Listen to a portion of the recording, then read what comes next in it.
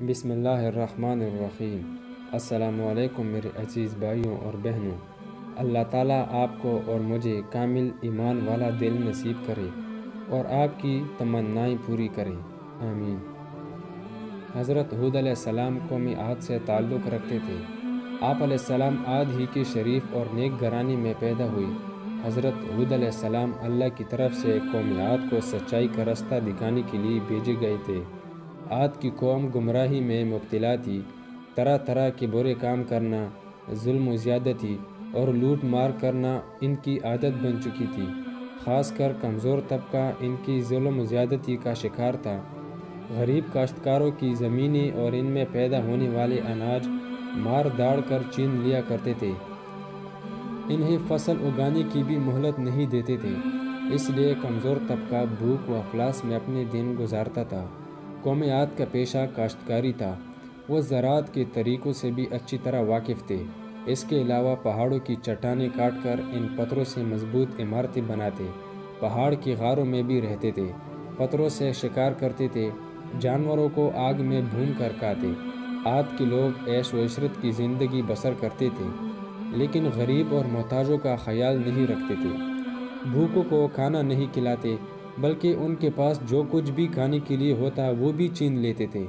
جو لوگ اللہ کو بھول کر پتھروں کو پوجتے ہیں، ان کے دل رحم سے خالی ہوتے ہیں۔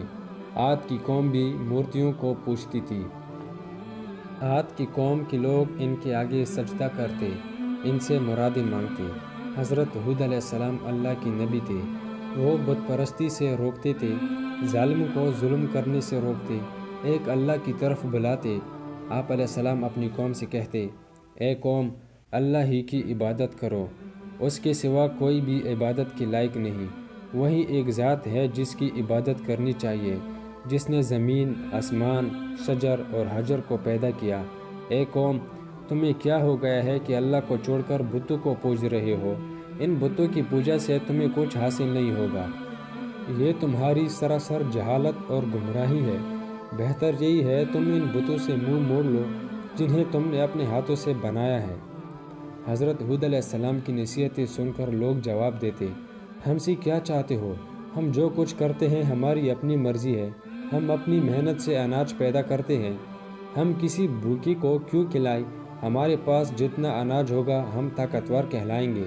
ہم وہی کرتے ہیں جو ہمارے باپ دادا کیا کرتے تھے۔ حضرت ہود علیہ السلام کہتے کہ مجھے اللہ نے نبی بنا کر بھیجا ہے تاکہ تم کو اچھی باتیں بتاؤں اور بری باتوں سے آگاہ کروں اور برے کاموں کو روکوں۔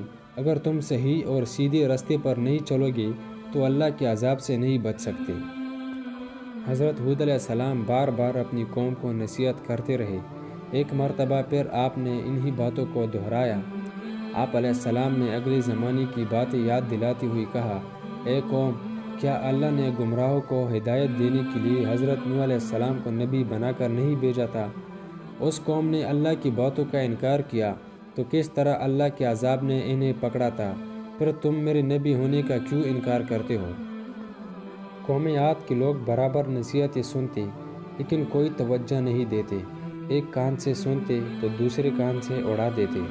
ایک روز قوم عاد کے لوگوں نے حضرت ہود علیہ السلام سے پوچھا کہ تم بار بار نبی ہونے کا دعویٰ کرتے ہو، تو اس کی تمہارے پاس کیا دلیل ہے؟ ہمیں دلیل دکھاؤ، ہم دیکھنا اور سننا چاہتے ہیں۔ بغیر دلیل دیکھے ہم اپنے معبودوں کو نہیں چھوڑیں گے۔ اور یہ بھی بتاؤ کہ جس عذاب کی بات کر کے ہمیں ڈرا رہے ہو وہ عذاب کب آنے والا ہے؟ حضرت ہود علیہ السلام نے جواب دیا کہ تم مجھ سے سوال کرتے ہو کہ عذاب کب آنے والا ہے، یہ تو اللہ ہی بہتر جانتا ہے۔ میں تو صرف اللہ کا پیغام پہنچانے والا ہوں اور آنے والے عذاب سے خبردار کرنے والا ہوں۔ ان تمام کوششوں کے باوجود گمراہ قوم راہ راست پر نہ آئی۔ اللہ کے غضب نے جوش مارا اور عذاب کے آثار پیدا ہونے لگے۔ بارش نہیں ہوئی، پانی کی بے حد قلت پڑ گئی، خشکی سے زمین چٹکنے لگی، کنویں سوکھنے لگے، کھیتوں میں آبپاشی کے لیے بھی پانی نہیں تھا، درخت پودوں کی ہریالی ماند پڑنے لگی، پھول مرجھانے لگے۔ قوم عاد پانی کے لیے ترس رہی تھی، پانی کا ایک قطرہ بھی میسر نہیں تھا۔ حضرت ہود علیہ السلام نے اپنی قوم سے کہا، اے میری قوم، اپنے رب سے گناہ بخشواؤ اور پھر رجوع کرو تاکہ اللہ بارش برسائے۔ نافرمان لوگوں نے کہا کہ ہم اپنے گناہ نہیں بخشوائیں گے اور تمہیں رسول بھی نہیں مانیں گے۔ لوگ بارش کے لیے ہر وقت آسمان کی طرف دیکھتے رہے، شاید کہیں سے بادل آ جائے اور بارش برسائیں۔ ایک روز ایسا ہی ہوا، بادل کا ایک ٹکڑا نظر آ گیا۔ لوگ دیکھ کر خوش ہونے لگے کہ اب بارش ہوگی۔ حضرت ہود علیہ السلام نے فرمایا، جو تم دیکھ رہے ہو یہ برسنے والا بادل نہیں ہے، یہ بادل نہیں بلکہ عذاب کی علامت ہے۔ جس عذاب کی میں خبر دیتا تھا اس کا وقت آ پہنچا ہے۔ جو کچھ مجھے کہنا تھا وہ کہہ چکا۔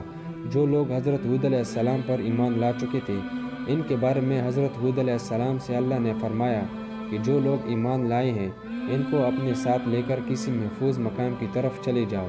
چنانچہ حضرت ہود علیہ السلام ایمان والوں کو ساتھ لے کر نکل گئے۔ شہر میں اب کوئی ایماندار نہیں رہا۔ لوگوں نے دیکھا کہ آسمان پر بادل کے ٹکڑے تیر رہے ہیں، ہوائیں چلنی شروع ہوئی۔ ہوا میں اتنی تیزی تھی کہ پہلے نہ کسی کان نے سنا نہ کسی نے دیکھا تھا۔ دیکھتے ہی دیکھتے آندھی چلنے لگی، یہاں تک کہ اپنا ہاتھ بھی دکھائی نہیں دیتا تھا۔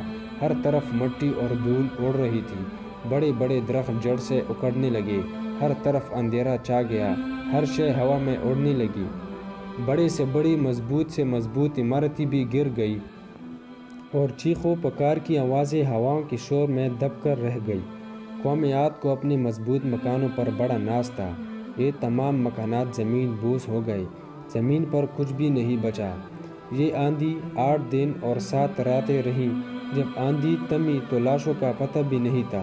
عاد کی قوم نے غرور تکبر کیا، ایک اللہ کو چھوڑ کر بتوں کو ماننے لگے، انہی سے مرادیں مانگا کرتے تھے، نبی کی باتوں کا انکار کیا۔ جب عذاب کے دن قریب آنے لگے تو اللہ نے نیک لوگوں کو بچا لیا، گمراہوں کو عبرتناک سزا ملی۔ عاد کی قوم کا صرف کتابوں میں ذکر پایا جاتا ہے۔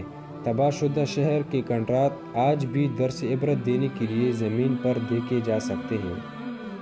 دوستو، اگر آپ کو ہماری ویڈیو اچھی لگی ہو تو اسے لائک کریں، اس سے ہماری حوصلہ افزائی ہوتی ہے۔